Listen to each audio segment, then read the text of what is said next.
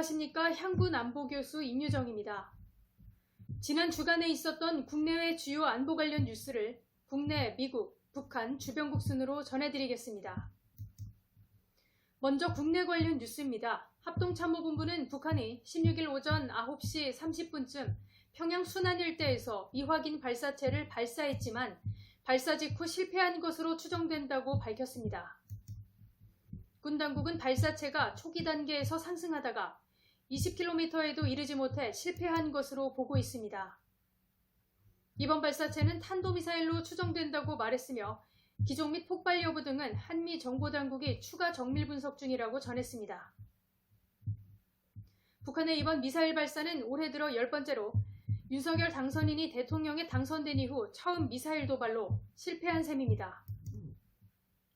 이번 발사 장소가 북한이 지난 27일과 이달 5일 ICBM 성능시험 발사가 이루어졌던 평양 순안 비행장 일대로 파악되면서 이번에도 신형 ICBM 화성 17형을 시험 발사했을 가능성에 무게가 실리고 있습니다.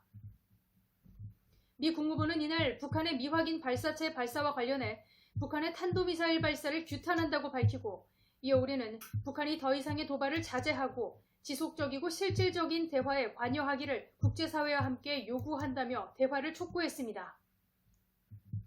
한미가 북한의 발사체 탐지 내용을 신속하게 공동 발표한 것은 이례적으로 북한에 대한 사전 경고 조치로 보입니다.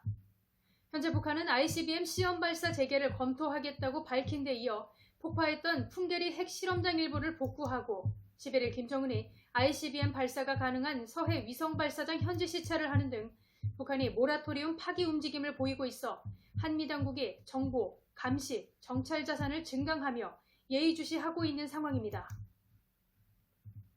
북한은 통상 미사일 발사 후 다음날 오전에 발사의 성격을 규정하고 관련 사진을 내보냈으나 현재까지 미사일 발사 실패에 침묵하고 있는 상태입니다.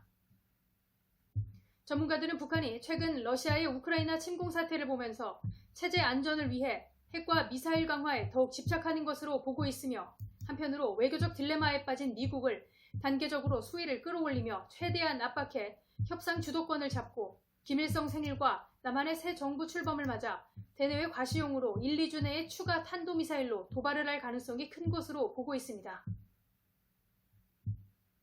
한편 러시아가 자국에 대한 경제 제재에 참여한 국가들을 대상으로 러시아 우주 발사 서비스인 소유주의 협력을 중단함에 따라 한국과 일본은 발사 서비스에 대안을 찾기 위해 고군분투하고 있다는 3월 15일 외신 보도입니다.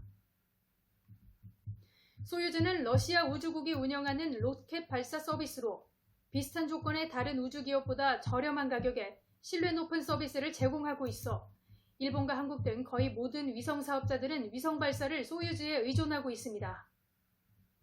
한국항공우주연구원은 한국의 다목적 위성 아리랑 6호가 하반기에 러시아에서 발사될 예정이었으나 러시아에 대한 국제사회의 제재로 사업이 진행될지는 현재로서 예측하기 어려우며 최악의 경우 러시아와의 계약을 해지하고 미국 스페이스 X, 유럽 아리안 스페이스 등의 대안을 찾을 수밖에 없는 만큼 러시아의 전개 상황을 예의주시하고 있다고 밝혔습니다.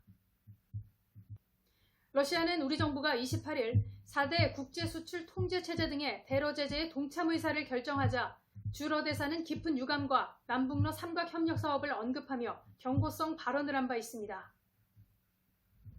다음은 미국 관련 뉴스입니다. 미국 백악관은 바이든 대통령이 나토 정상회의와 EU 정상회의에 참석하기 위해 오는 24일 벨기에 브뤼셀을 방문한다고 15일 발표했습니다. 백악관은 바이든 대통령이 나토 특별 정상회의에 참석하고 이후 예정된 EU 이사회 정상회의에 참석해 동맹국 지도자들과 러시아의 우크라이나 침공에 대응하기 위한 방안을 논의할 계획이라고 밝히며 러시아에 대한 제재 부과, 우크라이나에 대한 인도적 지원 문제 등이 주로 다뤄질 예정이라고 밝혔습니다. 바이든 대통령이 유럽 방문 중 볼로디미르 젤렌스키 우크라이나 대통령을 직접 만나는 것과 러시아군이 코앞까지 다가온 폴란드를 방문할지가 최대 관심사항으로 부각되자 백악관은 현재로선 일정에 관한 세부 사항은 계속 검토 중이라고 말해 유럽 정상들과 함께 러시아를 규탄하고 우크라이나를 지원할 다양한 방안을 모색하고 있음을 시사했습니다. 또한 16일 젤렌스키 대통령의 미국 의회 화상연설에서 미국이 평화 지도자가 돼야 한다며 우크라이나 상공에 비행 금지 구역을 설정해달라고 재차 요구하며 이것이 과하다면 대공미사일 방어 시스템 및 항공기 지원을 요청한 것에 대해 바이든 대통령은 이날 우리는 우크라이나에 스스로를 지키고 싸울 수 있는 무기를 지원할 것이라며 드론을 비롯한 8억 달러 규모의 대공무기와 군사장비를 추가 지원하겠다고 화답했습니다.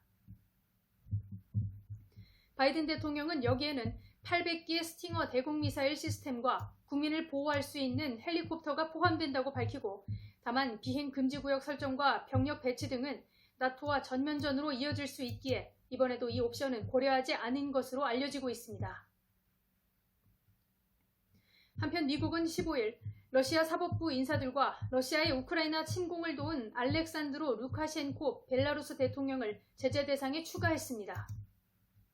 이들의 미국 내 자산이 동결되고 미국인과의 거래도 금지됩니다. 중립국 스위스는 자국은행에 보관된 러시아인의 자산이 1,500억에서 2,000억 스위스 프랑으로 추산된다고 발표했으며 스위스은행은 제재의 대상에 오른 러시아인의 자산을 동결할 계획이라고 밝혔습니다. 유럽연합 이사회에 러시아산 철강 제품의 수입 금지 조치를 발표했고 보석, 크리스털 등의 사치품도 러시아에 수출하지 않기로 결정했으며 러시아 국영 석유 회사인 로스네프트, 송유관 업체 트랜스네프트, 석유, 가스회사, 가스프롬 네프트 등과도 전면 거래가 금지됐습니다. 영국도 이날 러시아의 사치품 수출을 금지하고 보드카 등 수입품에는 35% 추가 관세를 부과하기로 했습니다.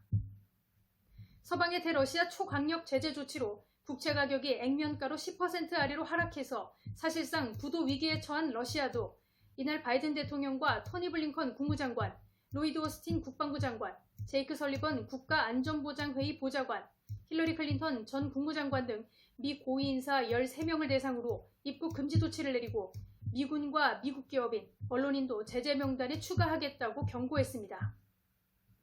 러시아의 맞불 제재에 대해 사키 백악관 대변인은 우리 중 누구도 러시아 계좌를 가진 사람이 없고 여행할 계획도 없다며 사실상 대응 가치가 없다고 응수했습니다. 다음은 북한 관련 뉴스입니다. 당 기관지 노동신문은 3월 16일자에서 김정은이 송신 송화지구 1만 세대 살림집 건설장을 현지 시찰했다고 보도하고 여러 장의 사진과 함께 실었습니다. 김정은은 사진 속에서 가죽 롱코트 차림으로 동행한 간부들에게 뭔가를 설명하고 있는 바 가죽 롱코트는 김정은식 패션 정치의 대표적 상징으로 주요 현지 지도 때마다 입고 나온 옷입니다. 김정은이 이달 3일과 10일, 11일엔 각각 다른 항공 점퍼를 입고 나타나 정찰위성 개발 의지를 다지다가 다시 가죽 롱코트를 꺼내 입은 배경을 두고 여러 분석이 제기되고 있습니다. 북한은 지난달 27일과 이달 5일 각각 정찰위성 개발 시험이라며 탄도미사일을 쏴 올렸고 또 영변 핵시설 재가동 정황과 풍계리 핵실험장, 갱도 복구, 서해위성 발사장 확장, 3월 16일 추정 탄도미사일 발사 직후 폭발 등 특이 동향이 잇따라 포착돼 한반도 내 군사적 긴장감을 고조시켜왔습니다. 그러던 중 갑자기 민생 행보에 나선 배경을 두고 대외적으로는 군사력을 키우되 민생의 주요 부문인 살림도 꼼꼼히 챙기고 있음을 주민들에게 보여주기 위한 의도로 보고 있습니다.